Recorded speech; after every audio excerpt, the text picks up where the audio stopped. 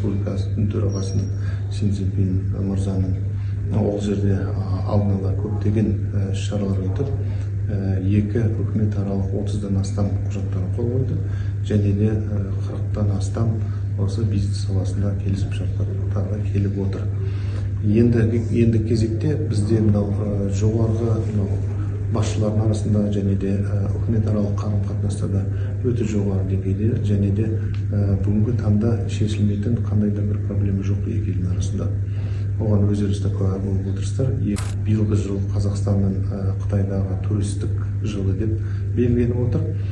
Міне бұл барлығы бізде жоғары басшыларымыздың жеке қарым-қатынасы және де сол жоғарыда болып отқан саясаттың арқасында осындай жақсы қарым-қатынастамыз.